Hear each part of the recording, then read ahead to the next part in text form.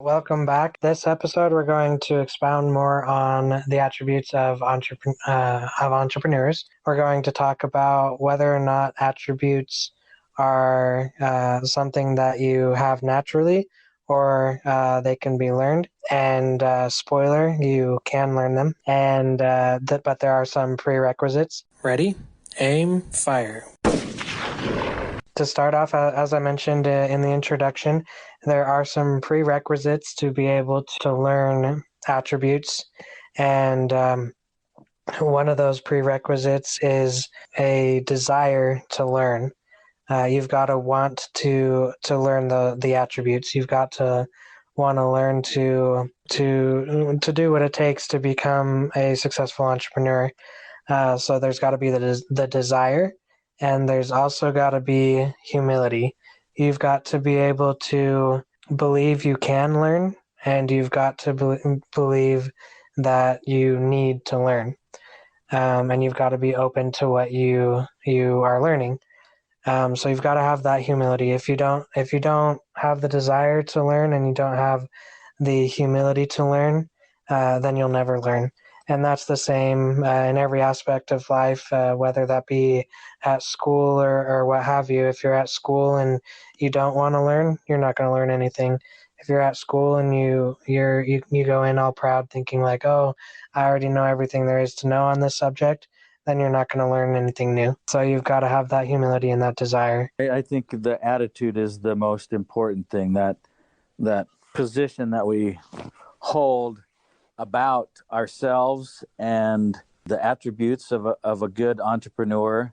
People have very interesting and varied ideas of what self-esteem means. A lot of people think that, well, if you just tell yourself enough affirmations, you will be, great and invincible. To me, the best attitude is I can do anything, because that's what we do as human beings. We create, we run businesses, we raise families, we have great neighbors because we can. And then realize that none of us have arrived. And the person that I'm competing against is myself. I can become a better businessman. I can become a better communicator with those that I work with. I can develop a greater vision, a more compelling vision. My passion can grow. I can have more passion because I have more reasons to be passionate about. Some of them could be for financial reasons. Others could be the great love that we have, and friendship that we have for those that we work with. So to me, it's important that we don't take it as an all or nothing thing. It's not either whether we are passionate or not. It's how can I gain more passion today and have that passion grow? Not whether do I have determination or not, but how can I make that determination grow so that, when I come to this roadblock of, say, a customer doesn't like the way or how well I'm killing weeds, I don't get distraught. I don't get upset. I figure out how can I do this better? And we go about solving the problem. Yeah, I think that's great. Mentality is everything. It's amazing how much we we limit ourselves. I was listening to a podcast recently that the person I was talked about this specifically. She talked about how she was her limitation, her own limitation to becoming successful. She talked about how in her journey, once she accepted that she herself was capable of being successful, she started to see that success. And the same is true with learning these attributes. If you believe in yourself, if you believe you can learn, that's when you're going to have a breakthrough, and that's when you're going to start learning. And unfortunately, it's not going to be before that. You've got to prove to yourself, you've got to believe in yourself and move forward and work on that belief continuously. As we've talked about before, with a business, you've always got to be improving your business. You've also always got to be improving yourself. There will be times when you'll believe in yourself and you'll be all gung ho about everything about progressing in your business and learning attributes and developing them. And then there will be other days that you just don't feel it, that you'll be like, oh, maybe I don't believe in myself. Maybe this isn't for me. Maybe I made the wrong choice. Whatever negative thought you might have. Unfortunately, we're all the same, where we go back and forth, and we always need to be fighting to keep that positivity, to keep that mentality of belief in ourselves, and knowing that we are capable of accomplishing our goals, our dreams, and learning these attributes. So you've always got to keep that in perspective and keep that mentality in check. Make sure you're always believing in yourself and not letting that slide. The same is true with learning these attributes. You can be progressing, say, in leadership.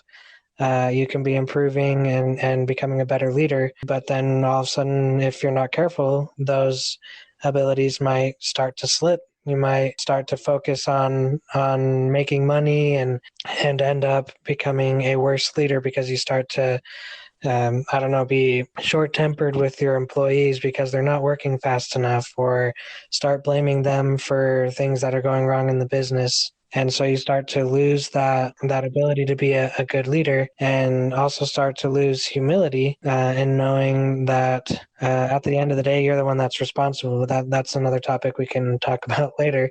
But you need to always keep these things in check.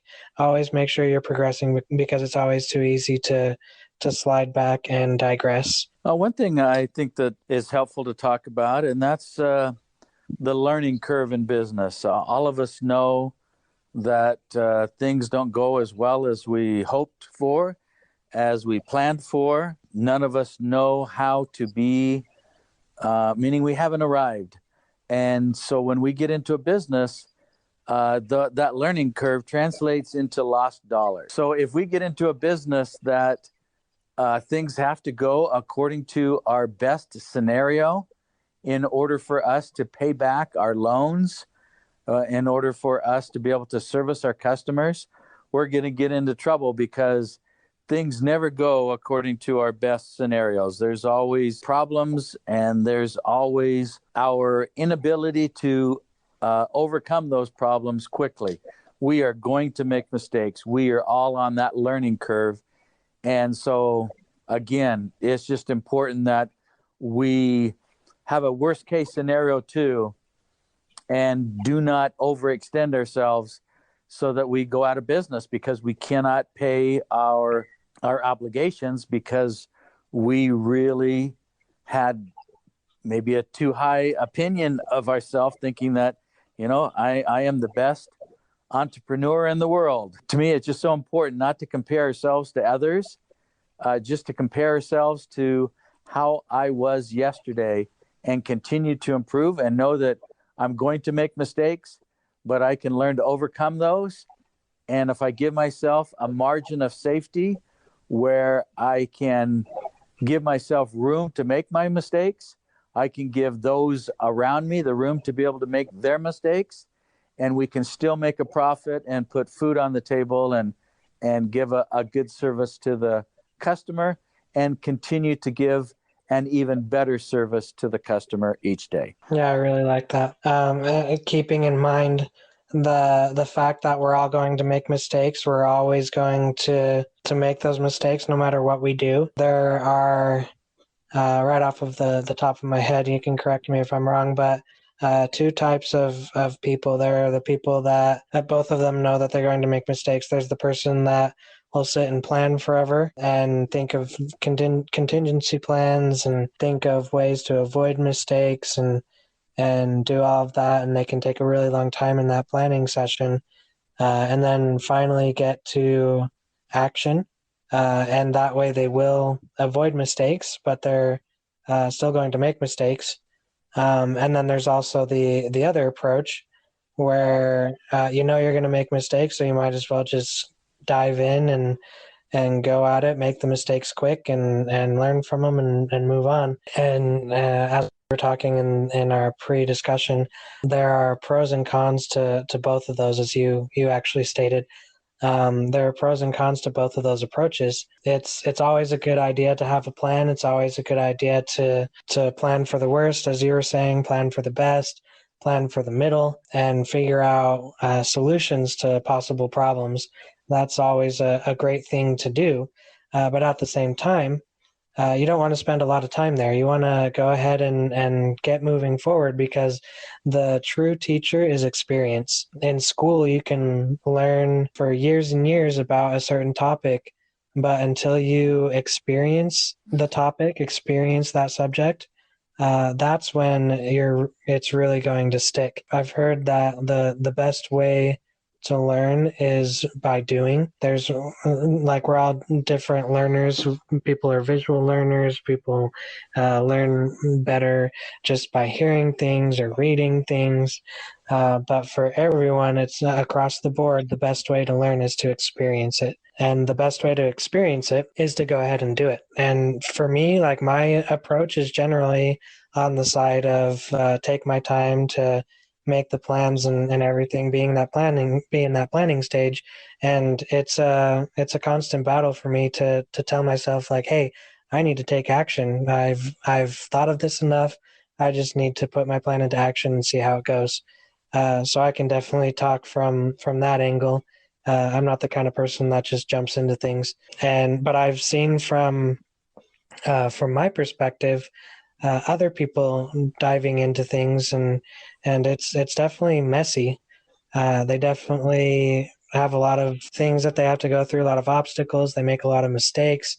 Some of those mistakes are really costly, and that can be very detrimental for them. But they have learned a lot, and they are able to keep on moving forward, as long as they didn't make a mistake that was too big where it would eventually take them down, like being in too much debt or whatever. But yeah, they're like I was saying, like you were saying in the pre-discussion, there are pros and cons to both, and we just need to find a happy medium between the two approaches, and I guess have a good hybrid of both of them. Yeah, just to reiterate and to summarize, if we jump in too soon before we've thought it through, we can make some very costly mistakes. Especially, take for instance, if we're building a home, and we start cutting our lumber and find out that we didn't plan well for putting on the drywall and stuff, and we haven't made it sure that everything was level and plumb and done correctly, we could really run into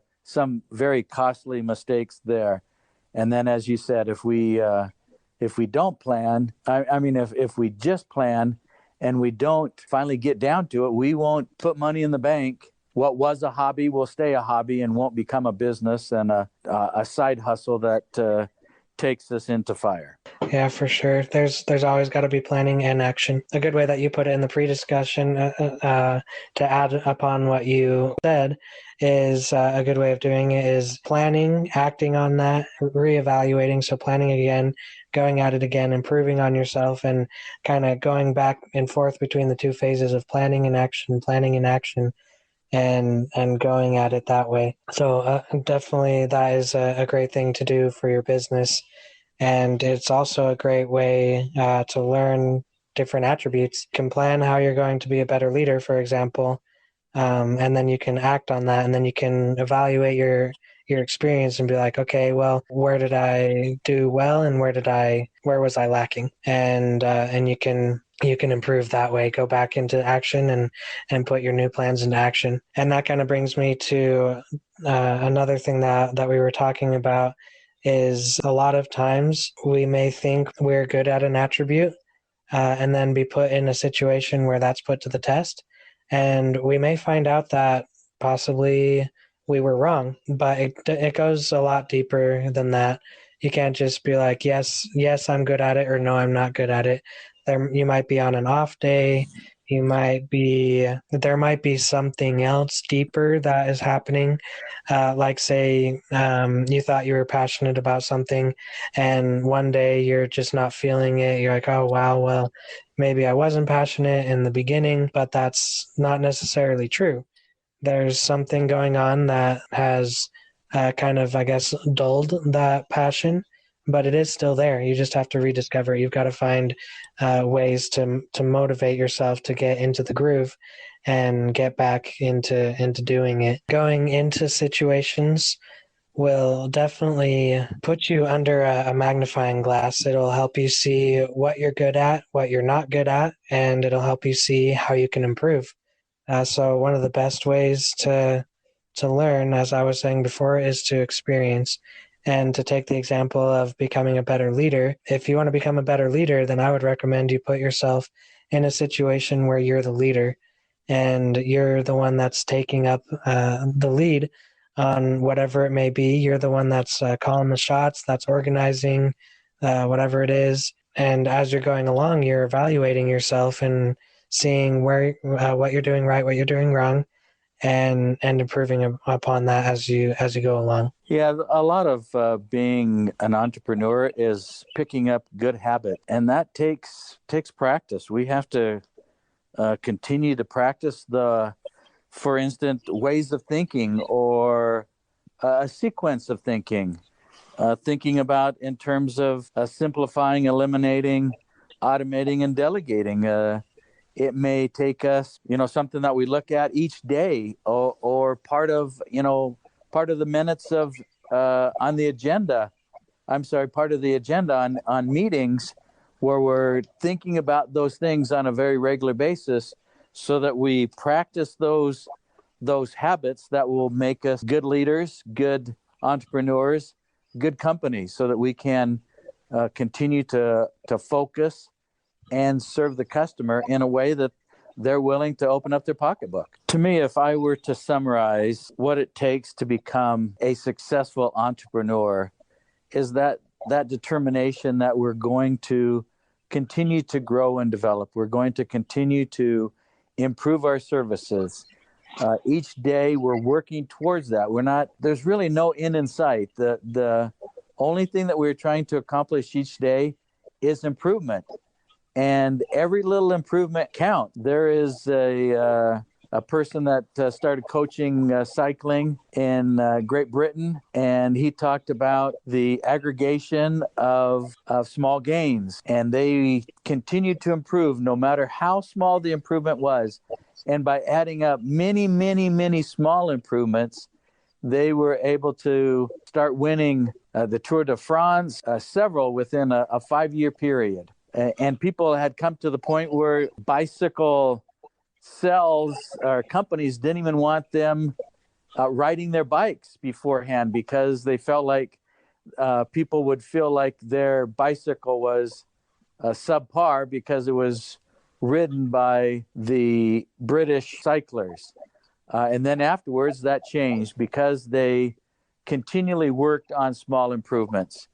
So it's really critical that we have that mindset that we're always going to improve, that we can do anything we set our mind to, especially, take care of our families. We can do whatever it takes to care for our families. We can do whatever it takes to put food on the table. And as we continue to diligently work at that, we can obtain the mindsets and the habits and the skills necessary to be able to do that, and to be able to, in our case, to be a entrepreneur, a successful entrepreneur. Yeah, I love that. It's that constant progression, that constant improvement in everything in life. There isn't a one day I'm this way and the next day, poof, I'm perfect. I'm where I want to be. It's like the concept of overnight success doesn't exist. It's more like an overnight success that was 20 years in the making. And maybe people, like with that example of the British cycling team, maybe there were people that were like, wow, these cyclists are really bad, and then like didn't pay attention to them, and then they thought like after those 5 years they saw them do really well, and they're like, wow, all of a sudden they're really good. But they don't see that process that they had to do of constant improvement to reach the level that they reached after all of their determination and their hard work and their diligence to reach that goal and to become the cyclist that they were wanting to become. And a lot of times people in business, or I guess looking from the outside looking in, will see people that were quote unquote overnight successes, and that's just not the case. It never is. They have had to go through their own process of learning, of growing, of making mistakes, of becoming better on a day-to-day basis, and that determination and humility to keep moving forward, and no matter what happens, that is actually what got them to where they are today. That is what brought them their success, and that is something that is imperative to have if you're wanting to bring success in any aspect of your life. You've got to always keep on moving, believing in yourself, and knowing that you're going to someday make it, but never being proud to where you think you've made it and thinking that you don't have any more room for improvement, because there's always room for improvement. There's always something else you can do, because if you ever reach that point where you think you've made it, then you're not trying hard enough, and you need to keep on trying, and you'll see where you're lacking, and you'll keep on improving. And like you were saying, Dad, that's what's important, making sure you're always a better you than you were before, and don't compare yourself to other people, because if you compare, you despair, and that's not a good thing to do, and we should all stay away from that for sure. All right, so the biggest takeaway from this episode that we want you guys to come away with is you can improve. You always can improve. You can always learn anything, as long as you have that humility, that desire, and that determination to learn and to grow. And as long as you have those things, you will be able to find the success that you're looking for. You'll be able to put yourself into those situations that will help you learn and grow, and you'll become the person that you want to be. Thank you guys so much for tuning in. As always, it's always a blast to be with you, Dad, and talk about these topics and hear your input. We would love to hear from you. If you would like, you could leave a comment on our blog post for this episode. You can find that at firepreneurship.com/18. Or if you would like to be featured on this podcast, you can send us an email with a voice recording and title that email Podcast Voicemail. We will review it, and we may include it in a future episode. We look forward to hearing from you. Our mission at firepreneurship.com is to help people like you achieve FIRE, financial independence, retire early, through entrepreneurship. We offer educational materials like this podcast, but most of all, we offer outsourcing services to help you automate the business you started to bring you financial independence, so you can focus on what you love the most about running your business, or if you want, step away from your autonomous business altogether and retire early. Thank you for listening to this edition of the Firepreneurship Show.